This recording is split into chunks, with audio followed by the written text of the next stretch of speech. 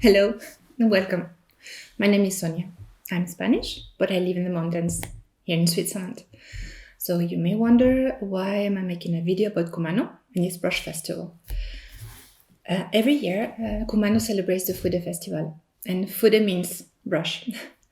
So this year, due to travel restrictions, the festival can only take place online. And Chikuhodo kindly asked me to participate with a little video, and I was, of course, very honored to accept. So today I'm wearing a happy. This is the name of the Matsuri kimono that the people wear when they work there. So it's actually written Fude at the back, and in the front you can read Kumano Fude Business Cooperative. So some of you already know me through my blog about makeup brushes. I started in 2012, and after tracing back the origins of many of my brushes, the very best ones, they led me to Kumano. And after doing even more research, I actually discovered so many more Fude, many more artisans. It was such a special town. So I wrote more and more about Kumano brushes, about how they performed, how they compared. And my blog brought together a lot of people from around the world who share the same interest, the same love for craftsmanship. And my blog became a sort of hub where many would actually join in to talk about micro brushes. So, or as I discovered, they were called Fude. So a few months after the start of the blog, Kumano manufacturers contacted me just to say thank you for introducing Kumano to so many new international customers. It was very nice of them. So after that first contact, I was actually regularly talking to them, to the artisans. And in 2013, I traveled there for the first time. I went to Japan and then Kumano to spend some time with the artisans, with them in their manufacturers.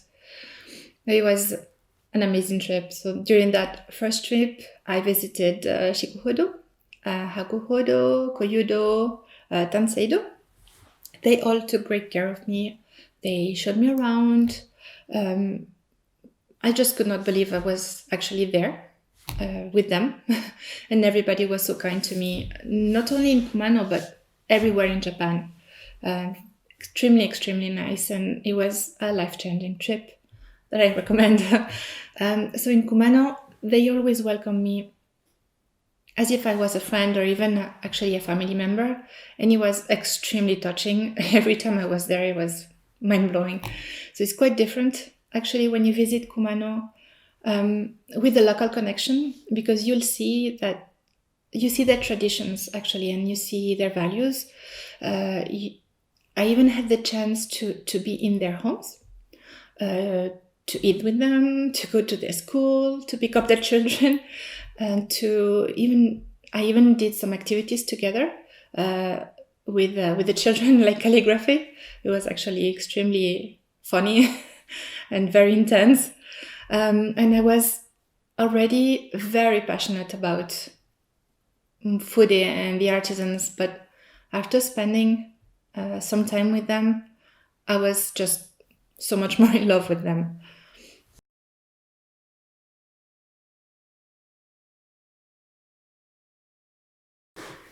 So Kumano asked me to share with you the reasons why I was so passionate about Fude. I worked in Geneva for the luxury and watch industry for over 20 years. I love watches. I see a clear link between the history and craftsmanship of this watch industry and the Fude one.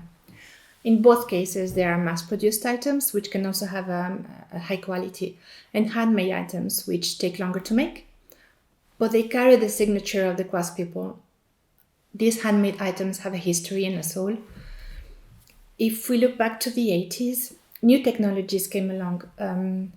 They made digital watches easier to produce in bulk by machines. These watches were more accurate and cheaper than their traditional analog counterparts. They became fashionable, and the luxury watch industry just looked doomed. However, as time went on, the craftspeople refined their crafts. They built on their knowledge and history to produce extraordinary mechanical watches that watch lovers craved.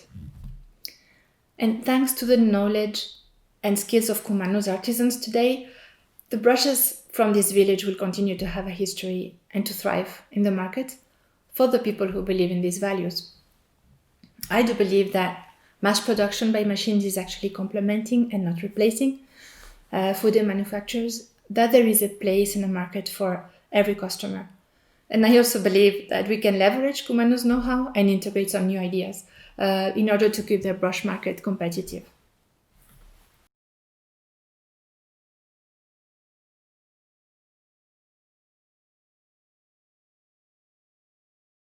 A watchmaker can dedicate up to 6 months or more of his life to a single piece, which also explains the cost and uniqueness of the timepiece.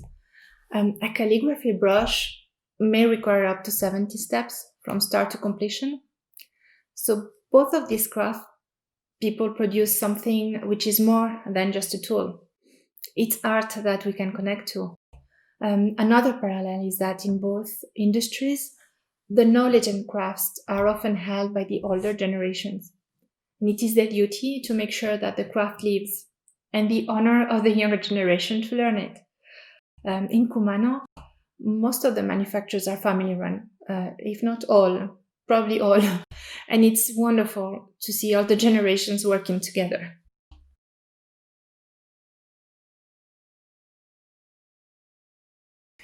Kumano is home to 80 manufacturers. The entire town is known for handcrafted brushes. They started manufacturing calligraphy brushes around 1840.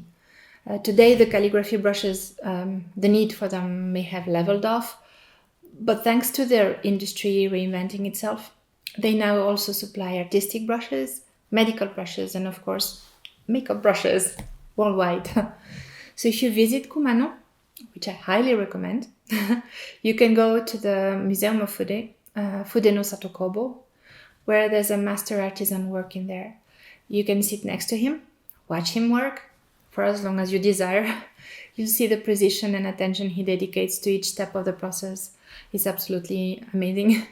And there is a Fude shop at the entry of that museum, so you can get some beautiful Fude paper, books, or even stationery.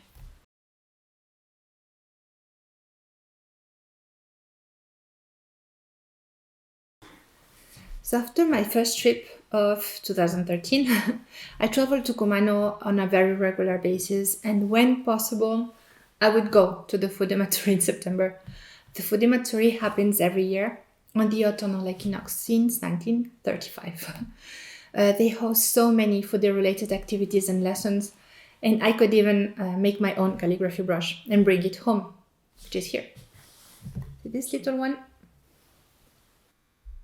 Very far from perfect, but it's a start, obviously. But it's good because you get to know the major steps of how to create a calligraphy brush, which is usually more complex compared to a makeup brush. So they have also a schedule and several shows, and there is a huge area separated with concerts and food. And you have to try the local lemonade, which is mind-blowing, my favorite there. So, of course, you can buy so many brushes. You have a selection of their current range, the main range, but also many other brushes are outlet prices. For example, these are brushes that I bought there at outlet prices. So you can see there is everything like Chikuhodo, Takeda, Mitsuho. There's really Koyudo. I mean, there's so many you can buy. I mean, if you can go and browse, it's like a magical place. I mean, you will find everything. They have really calligraphy and makeup brushes and painting brushes. So if you have some artistic skills that you want to use, you can find amazing tools. You can also buy, of course, the current ranges, which you see the Takumi, the GSM series, or actually they have also some series that don't have any names on the handles, but they're so unique, and maybe you're looking for something and you never saw it, and maybe you'll find it there. So it's really interesting to go and browse for brushes. I really love it. And it's actually, this festival is the most amazing opportunity to know more about their craftsmanship and to meet amazing people. The presidents of the manufacturers are working there too. Sometimes they wear the happy, sometimes they just walk around. If you know what they look like, you will recognize them. You can talk to so many artisans from many crafts because they have so many booths. You can also meet makeup artists and food lovers who are coming from all around the world. It's absolutely magical.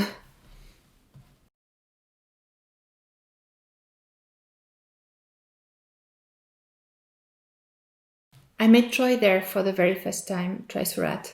It felt completely amazing. It was surreal. We had the very best time. Since the blog actually has brought together so many food lovers, we have a little community of really amazing friends, and they're my very best friends today. And they went back together. They had a blast. I wish I was there actually. That year I could not go in September. I had to be in Scotland, but I'm really, really sad that I missed that. This year, Kumano Cooperative has prepared an online version of the festival. It will have many activities planned and also brushes for sale, but you can only shop if you're based in Japan. They told me that if the online version is successful, they may open an international shopping portal for next year for those of us who cannot come to Kumano. This year they have planned, I know that they have planned a live performance of calligraphy brush artisan. They have makeup and brush painting lessons. They also told me that they will have live washing demonstrations with brushes on face, body, and muscles of bodybuilders. So that's interesting. Okay, so we hope that next year the festival will happen as usual in Kumano town, that we can travel again, but that they will keep also the online version. It's so nice for those who cannot be there in person to still enjoy the celebrations. I will try to create a gallery with the pictures of the Fude Matsuri from past years when I was there, and I will link them in down below in the description bar. I'm sorry, it's my first video ever. I'm not really sure what I'm doing, and I hope I didn't bore you to death. I'm so honored to be part of Kumano's traditional celebrations, so thank you so much for watching this, and I hope to see you soon in Kumano. But in the meantime, please stay safe. Bye.